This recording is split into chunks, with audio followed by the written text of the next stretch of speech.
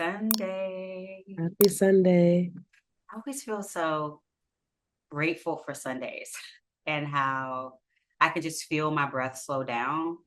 I went on a little walk this morning, got some sun. It wasn't even that long, but it just put me into a whole different energy and place. So, welcome, sis. Welcome. Thank you. I This is our last episode. We promised seven Yep. episodes, lucky number seven in the series. And so we are just coming full circle in this conversation around the life that becomes possible when you choose to honestly name the thing that is causing a disruption in your life, in your energy, in your relationships, in your work. Um, Tell the truth about the thing, and then choose to consciously heal, or allow in the healing, right? Sometimes we're not even ready for the healing. But then people come into our lives. And I feel like our relationship, this series, us telling those stories about the people who have come into our lives, the groups, the communities, the opportunities that have come into our lives, really inspired this conversation. So we wanted to do this sister to sister Hmm. chat to really model what it looks like, the process Yep. from awareness to naming to consciously working with new energy, converting the energy, transmuting the energy, basically being a metaphysician, right? And then not doing it alone, realizing you're not Yeah. alone, that there are people who may relate, first of all, to what you're going through, but who also can be partners and companions to you on that journey. And so that's why we came together to really do that. And we've mentioned, and as people probably know by now, this series is called Unexpected Balm. And I thought, I just share a little bit about that name. And we brainstormed this and we started recording and we didn't have a name, right? Like we No. were like, we don't know what this is. Let's just start. Yep. Let's just move with the energy. Um, but the word balm, right, which is like a fragrant salve for the skin to help heal or soothe, or it can be really anything that soothes or heals pain, really resonated with both of us as we brainstormed and cross-checked. But the word unexpected was in me because of a prayer from my work, in my ministry work at Intervision's Institute for Spiritual Development. And it just channeled through and it ended up being this sort of synchronicity moment where we both felt like the name Unexpected Balm really resonated with both of us. So I wanted to share a little bit, if I can open, sharing a little bit of that prayer so that people understand where that comes from. And it's actually an oath of manifestation. It's an oath of manifestation. So this is the prayer.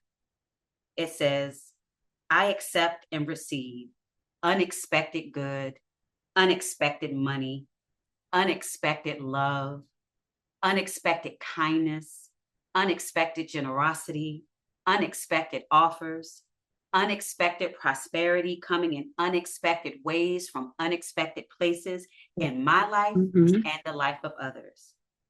I am constantly guided and boldly empowered to receive the lavish abundance of the universe. I accept the principle that abundance and prosperity have already been given to me. My acceptance makes it real and opens the space for manifestation to rush in. I open wide the doors of my consciousness to receive and to give. It is done now. Through this oath of manifestation, all things are possible. Yes. I welcome you, sis, into Yeah. unexpected love, unexpected generosity, the Hmm. unexpected bond that has been the blessing of this relationship. How are you doing today, sis? Amazing. I love that that prayer, that reading. It is true, an unexpected bomb. I think it was we both just liked it and it just was unexpected how it came up and the synchronicity of that. it is nice. I like that thinking of like what is possible.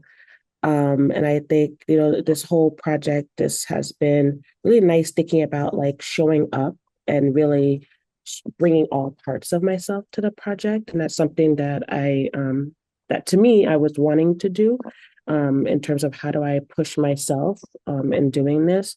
And so it reminded me, I think I've shared with you before, a podcast I like to listen to, The Anxious Achiever.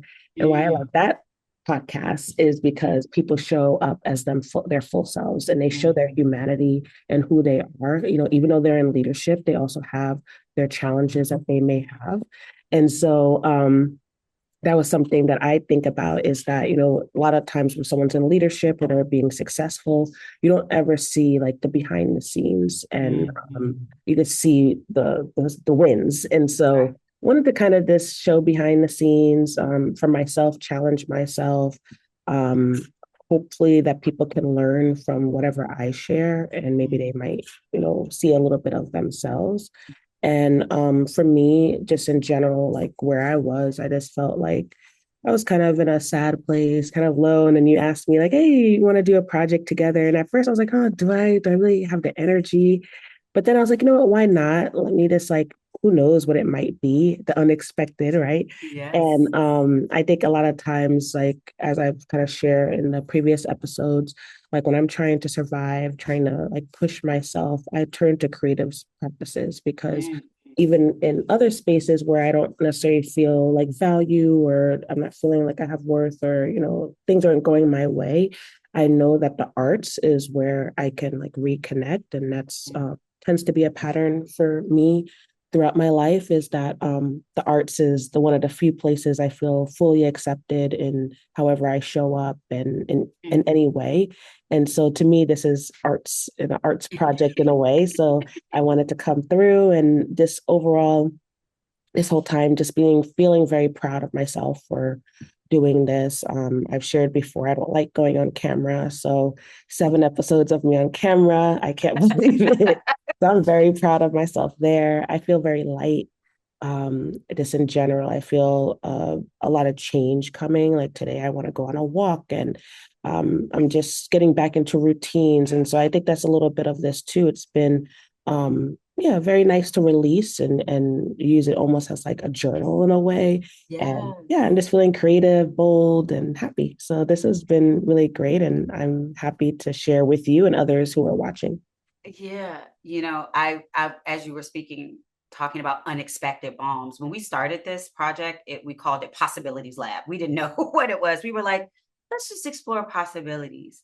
And one of the things that was unexpected about our relationship and how it has transformed, it's just like this idea that we have what we need, but for our awareness to pay attention to it. And sometimes we need a sister, or we need someone to just remind us of how abundant we already are, and that we're often looking and seeking outside of ourselves and other places for where that salve or that balm can be.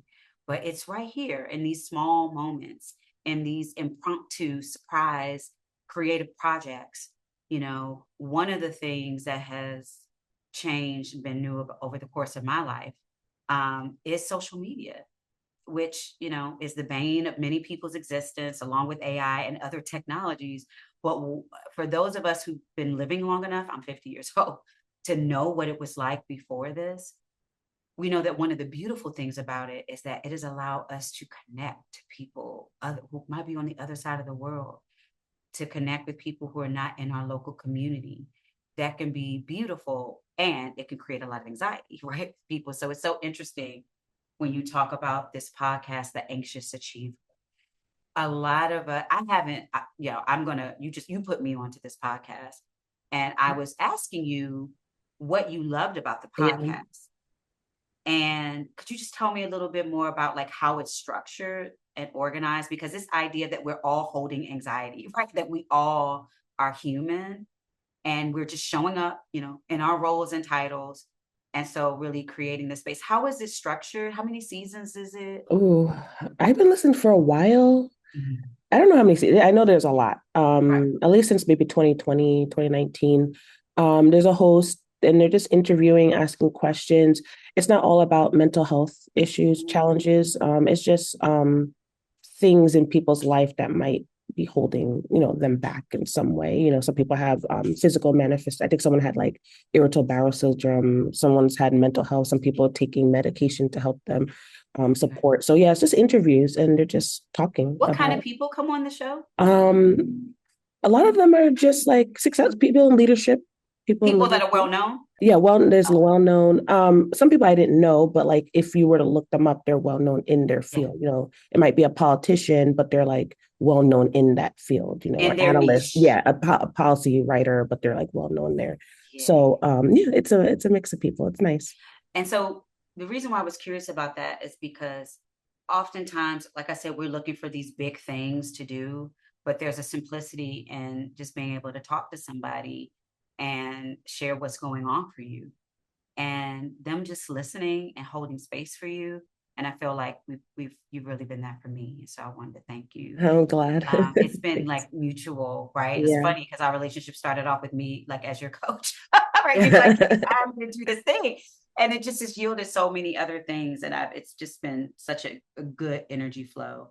You know, when I think about what's possible now after these 7 episodes, the thing that is standing out to me is this idea that you and I have been telling these stories, like we've been sharing stories about specific moments in our life, some of them painful, some of those memories not great, some of them were really beautiful memories about these transformational moments.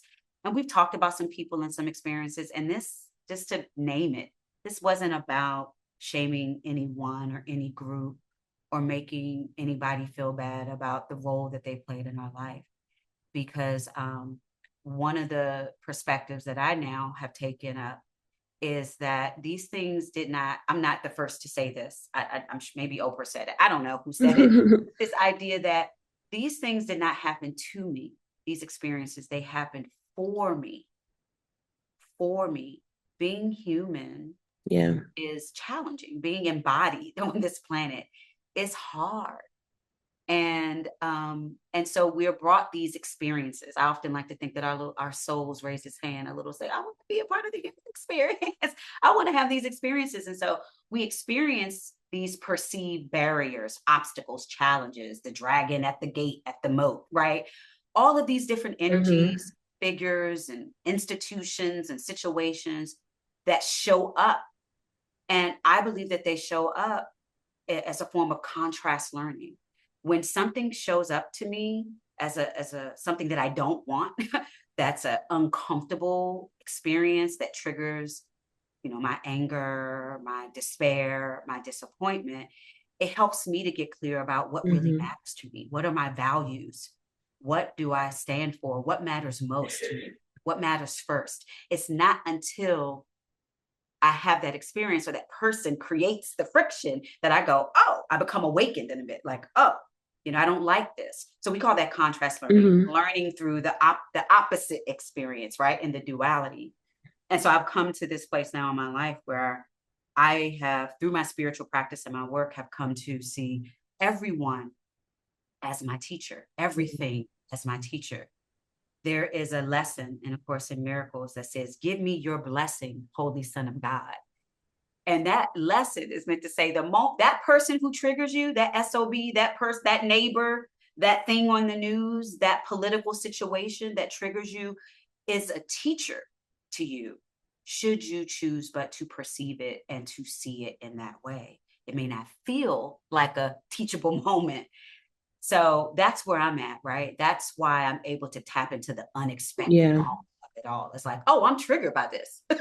This is pissing me off right now. This doesn't feel good. Huh? Hmm.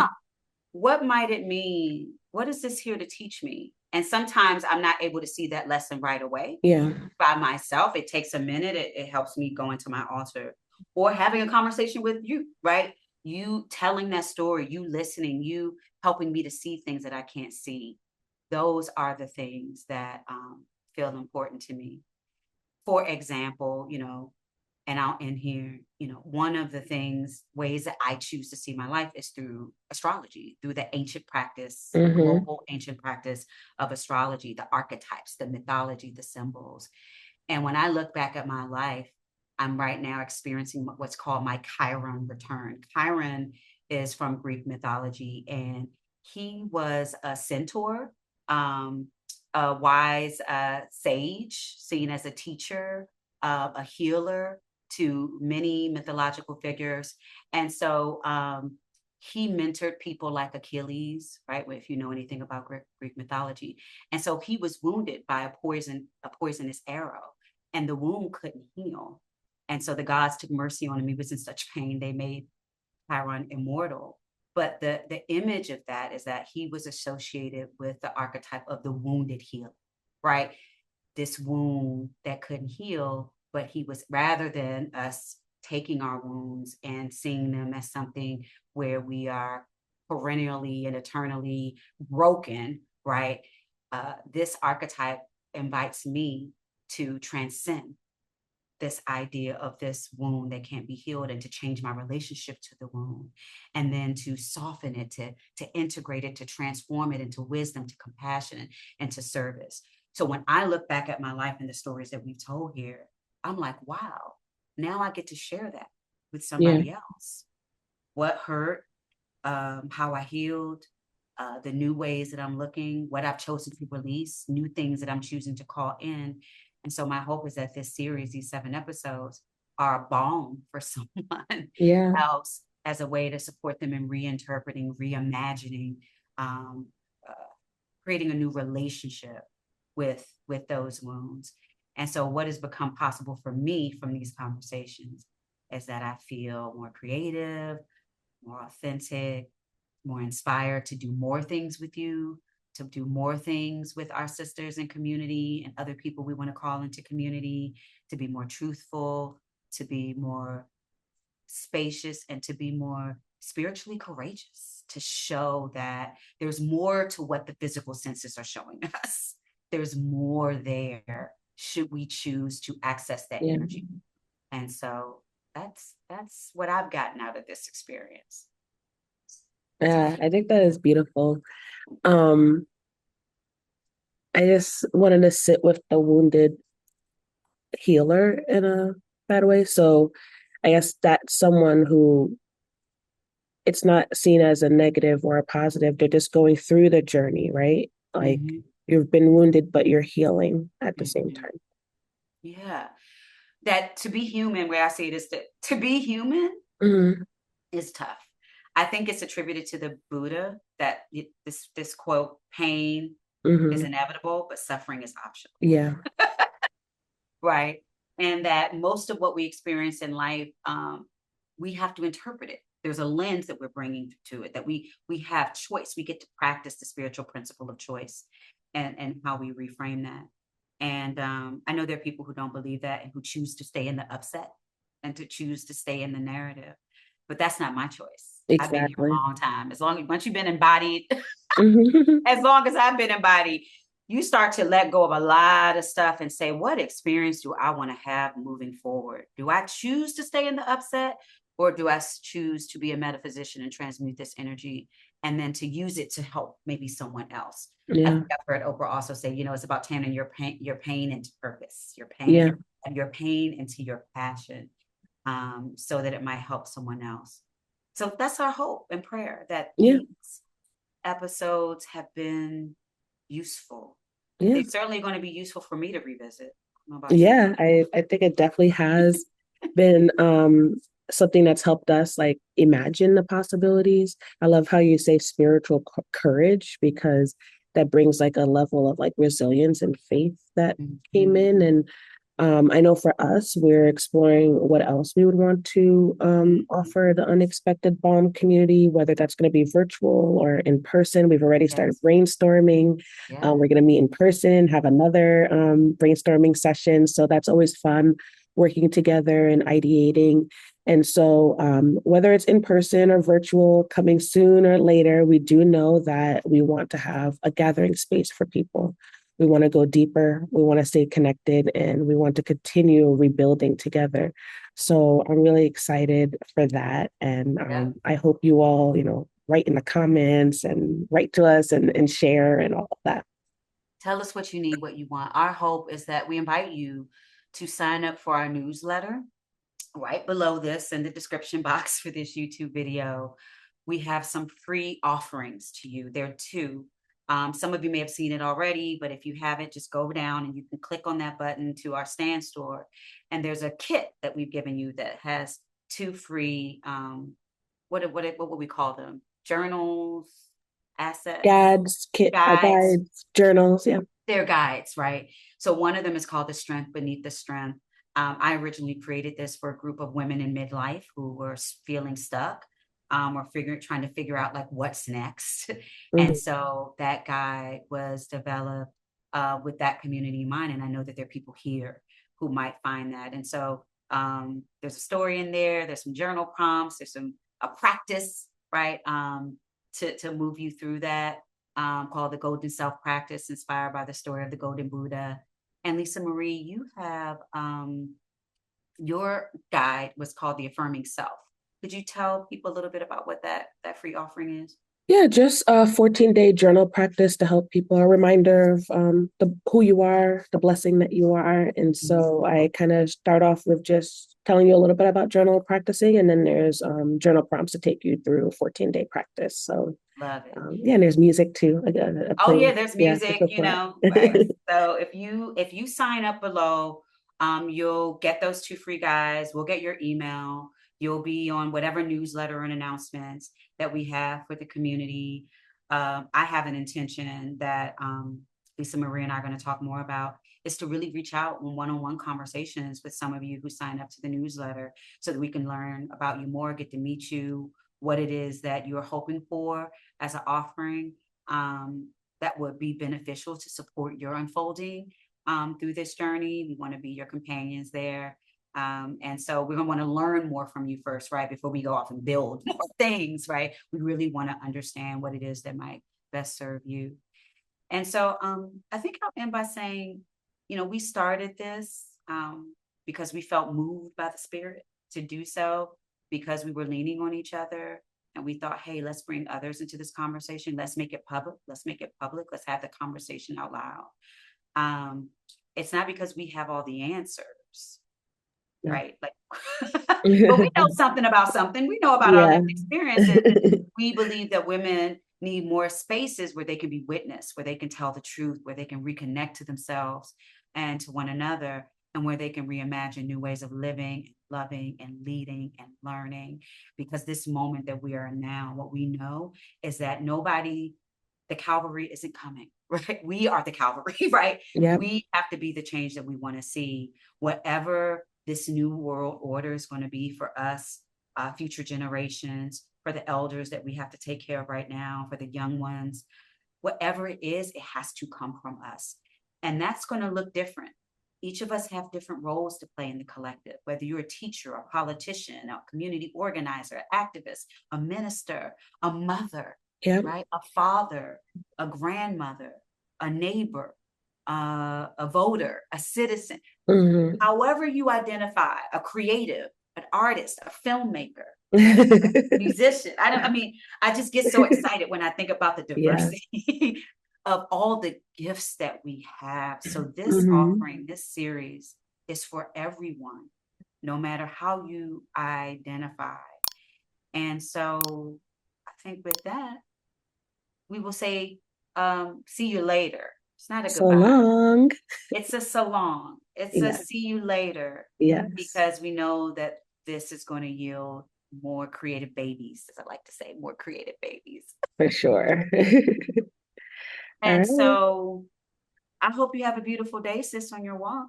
Thank you. Hope you Yeah. have a wonderful day too. Yeah. And so I guess folks can stay tuned and they'll be hearing from us in other forms. And so with that, we'll say peace, blessings, love. May the force be with you.